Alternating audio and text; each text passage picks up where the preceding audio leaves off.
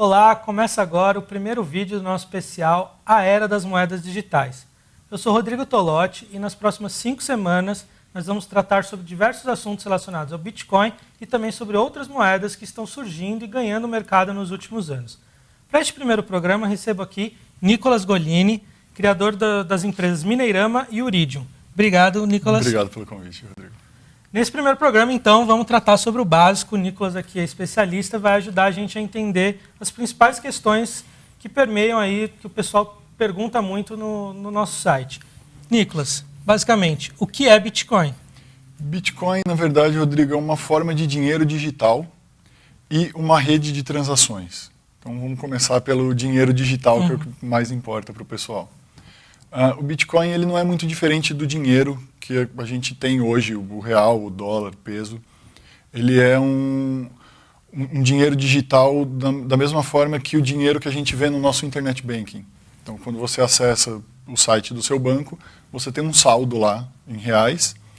E no Bitcoin, quando você acessa o blockchain, você tem um saldo em bitcoins.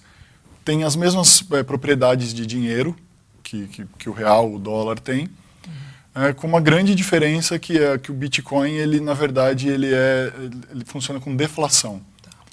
Tem um limite de moedas que vai ser gerado, diferente do real, que a gente está sempre gerando mais dinheiro, os bancos, o Banco Central está sempre produzindo dinheiro para acompanhar a demanda do público. Né? Você falou de blockchain. O que é blockchain? Qual a diferença disso para o Bitcoin? Uma boa pergunta. O que é o blockchain? Né? O blockchain é como se fosse um livro contábil, onde ficam gravadas todas as transações financeiras feitas com o Bitcoin. Então, imagina que desde 2008, quando foi criado o Bitcoin, todas as transações estão lá, elas não podem ser modificadas, e elas são espalhadas por todos os computadores que estão transacionando nessa rede, os computadores que formam essa rede. Então, essa é a questão do descentralizado do Bitcoin. Né? O blockchain ele é um encadeamento de blocos compostos por transações financeiras, como se fosse realmente um livro contábil. A gente tem a pessoa A tem um saldo de X, a pessoa B tem um saldo de Y, nessa mesma linha a pessoa A passa dinheiro para a pessoa B e a gente tem o saldo final da pessoa A e da pessoa B. Então, cada transação dessa vai sendo encadeada uma na outra por meio de criptografia, uma coisa que a gente chama de hash, que pode ser considerado, assim, uma forma mais fácil para explicar, como se fosse numerologia. Então, a gente tem letras e números, cada um tem um valor específico, e a gente vai somando, multiplicando esses valores, seguindo diversas regras matemáticas bem complexas, e no fim a gente tem um valor menor. Então, a gente pega um dado muito grande, contendo todos esses valores e dados de transação, a conta corrente de quem foi para quem foi, e a gente, no final, tem cerca ali de 256 caracteres que representam aquela transação. Então, ela é encadeada porque cada transação dessa tem esse hash, que é a criptografia da transação, que é única. É praticamente impossível, nos próximos milhões de anos, a gente ter uma colisão desse hash, ou seja, gerar de duas transações completamente diferentes o mesmo hash. E aí a próxima transação desse bloco, ela vai ter todos aqueles dados que eu falei, o hash dela e mais o hash da transação anterior. Isso permite que a gente, sem saber das transações anteriores, só tendo a última e a transação atual, a gente saiba a sequência em que aconteceram essas transações. Então isso que dá muita segurança para o Bitcoin, certo? E como se cria a Bitcoin? Como ela... desse monte de número e problemas, como é que surge a moeda ali? Né? Como é que sai o Bitcoin disso tudo? Para ter o Bitcoin, a gente precisa ter a mineração. A mineração nada mais é do que computadores fazendo todos esses cálculos extremamente complexos que eu falei. Esses computadores hoje fazem cerca de 5 a 6 milhões de cálculos por segundo, de embaralhamento dos números ali. E para fazer essas transações, esses cálculos todos, é muito custoso energeticamente. Né? Então, uma máquina de mineração de Bitcoin, ela gasta muita energia. Então, só isso já serve para colocar um pouco de valor na moeda. Então, o Bitcoin, quando ele foi criado, como se fosse a política monetária de um banco central. No primeiro bloco dele foi gravado que ele vai ser produzido 21 milhões de bitcoins e que a cada bloco de transações que for aceito pela rede, a pessoa, né, o minerador que fechou aquele bloco, ele recebe 50 bitcoins como recompensa por ter gasto todo esse processamento, toda essa eletricidade para poder gerar a moeda. De 4 em 4 anos, essa recompensa é cortada pela metade. Então a gente já teve o terceiro corte da recompensa. Hoje a recompensa é de 12 bitcoins e meio a cada bloco. E vale dizer também que esse bloco ele é feito a cada 10 minutos. Então, de 10 em 10 minutos, tem um bloco de transações sendo validado na rede de Bitcoin. Então, não é tão rápido passar Bitcoin e transferir para alguém. Né? Você tem essa janela aí. E toda essa então, a segurança do Bitcoin vem desse monte de conta que precisa acontecer. E assim, os dados eles são públicos, já que é um sistema descentralizado, como é que funciona essas informações das pessoas? Como é que fica isso? Certo. Além dessas contas todas, essa dificuldade toda já dá uma segurança para o Bitcoin, o blockchain também tem essa parte da descentralização. Então o blockchain ele é copiado exatamente igual em todas as máquinas que fazem parte dessa rede. Então hoje a gente tem cerca aí de 10 mil nós completos, que é uma máquina que tem esse banco de dados completo desde 2008, quando foi criado o Bitcoin, e ele é replicado exatamente igual em todas essas máquinas. Então, para algum hacker conseguir fazer alguma coisa, roubar Bitcoin, ele precisaria roubar o Bitcoin de todas essas máquinas que estão compondo a rede. Então, isso já traz muita segurança. E como é que funciona o preço? Vocês têm...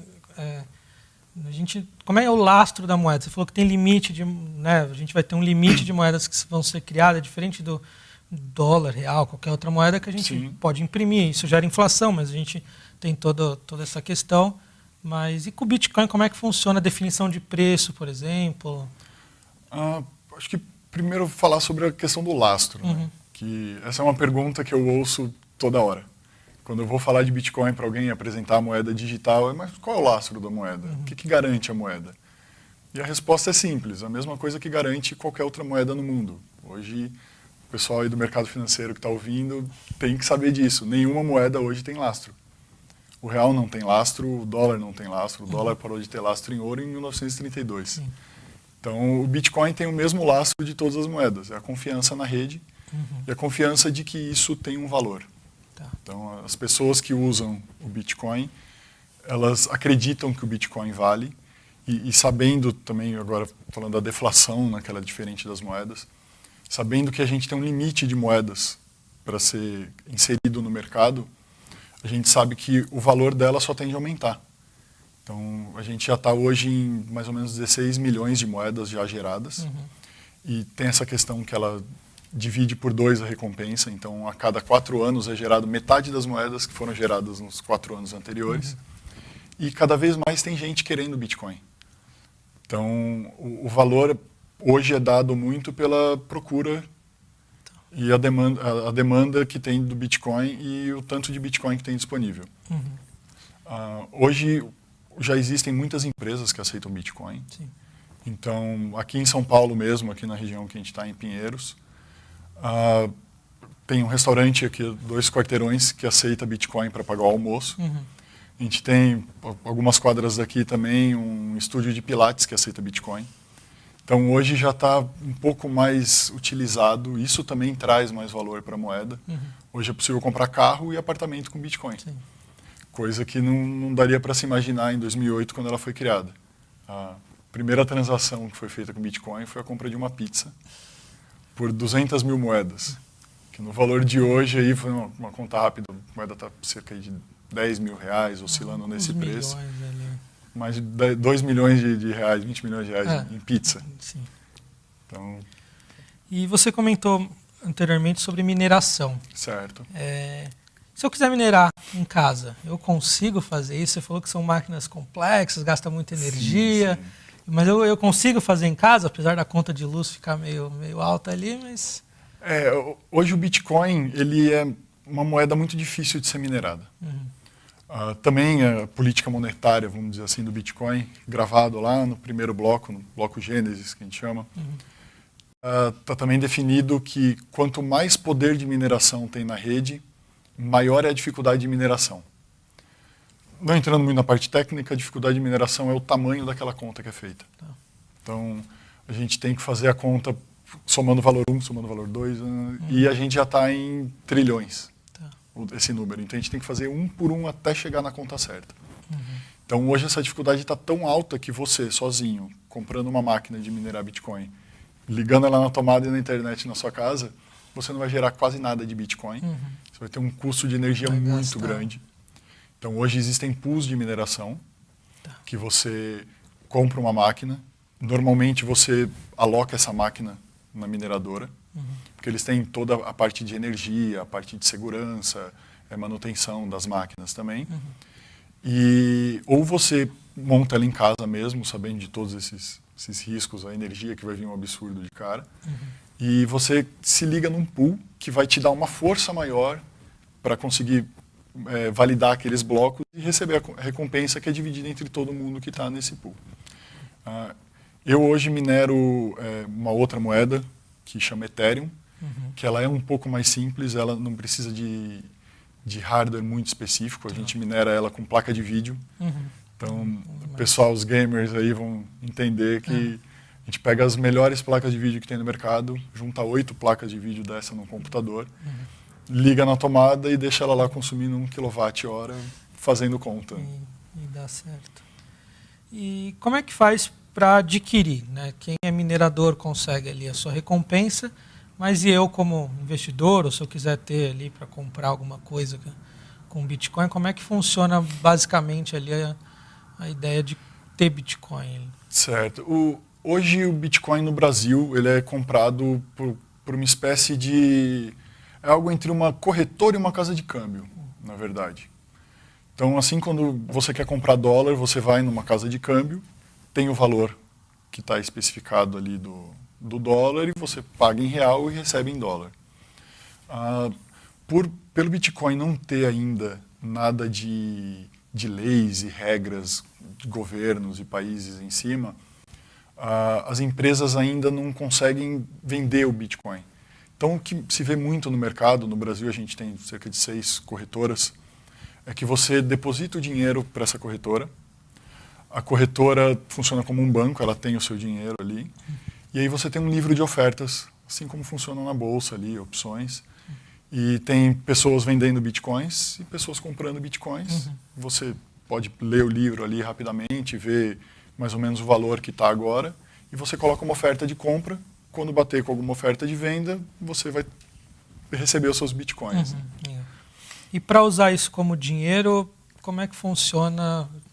Que é diferente quando eu tenho uma ação, né? Quando eu tenho essas coisas na minha carteira ali. Ter o Bitcoin na carteira, como é que eu faço agora para usar ele para comprar? O Bitcoin hoje, ele foi criado, na verdade, para servir como dinheiro mesmo, né? Fazer pequenas transações financeiras, passar dinheiro de um lugar para o outro. E hoje ele está funcionando mais como ouro. Ele vale muito, né? Uma coisa que as pessoas também muitas vezes não sabem é que você consegue comprar uma fração de Bitcoin. Bitcoin tem 18 casas decimais. Então você não precisa comprar 10 mil reais de Bitcoin, você pode comprar 5 reais de Bitcoin. Mas o problema dele é que ele tem um valor muito alto e tem uma questão também que está acontecendo nos últimos 2, 3 anos, que é a questão do número de transações. Cresceu muito o número de transações de Bitcoin e a taxa de transação ficou muito alta. Porque, como eu disse, o bloco ele é fechado a cada 10 minutos. E você quer entrar naquele bloco para sua transação ir para frente. Então as pessoas começam a oferecer mais e mais recompensa para os mineradores, para eles colocarem a transação deles no bloco. E isso aumentou muito o valor de uma transação. Hoje, no valor do Bitcoin, aí, por volta de 10 mil reais, a transação básica está saindo em torno de 10 reais. Então, não é uma moeda que você vai na padaria comprar pão.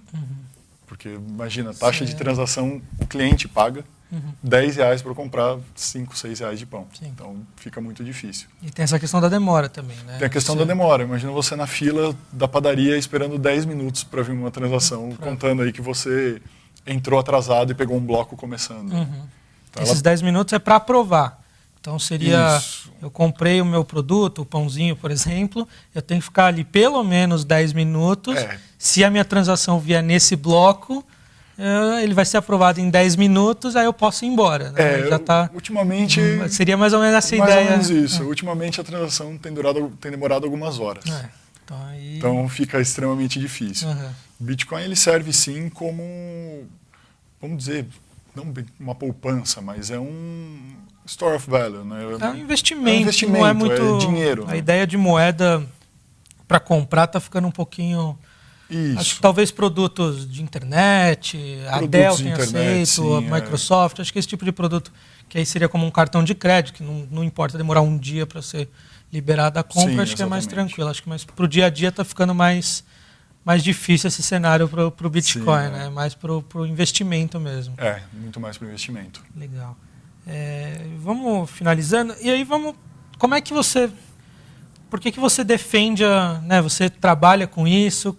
Como é que você explica para as pessoas por que vale a pena entrar nesse mercado? Você falou que você está no Ethereum, não no Bitcoin, mas são diferentes moedas, a ideia meio básica não é tão diferente assim, mas Sim. Por que entrar nisso? Muita gente fala que é bolha, mas muita gente também aprova e insiste nessas moedas. O que você está... Eu vejo o Bitcoin como um dinheiro seguro. Porque quando eu coloco o meu dinheiro no banco, o meu real eu coloco num banco, o dinheiro não é mais meu, não está mais comigo. Eu não tenho o dinheiro na mão. O dinheiro está com o banco e eu tenho um contrato com ele de que quando eu precisar ele me devolve o dinheiro que eu deixei com ele. E no Bitcoin não, eu tenho a minha carteira, que tem a minha assinatura, que é também uma sequência de caracteres e números grande, difícil de lembrar. Então eu tenho a minha segurança, o meu dinheiro, que eu faço com ele o que eu quero, eu não estou à mercê não só de bancos, mas de políticas monetárias. Eu posso passar esse dinheiro, por exemplo, fazer uma compra internacional com esse dinheiro, é um dinheiro aceito no mundo inteiro, então não vou ter todo aquele problema de ter que trocar o dinheiro, fazer um câmbio, depender de câmbio e tudo mais.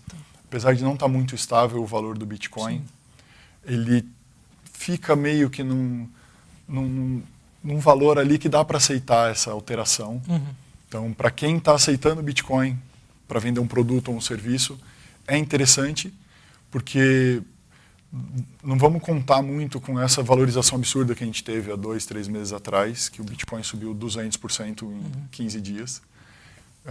Mas o natural do Bitcoin, que está sempre crescendo, em virtude da deflação que ele sofre.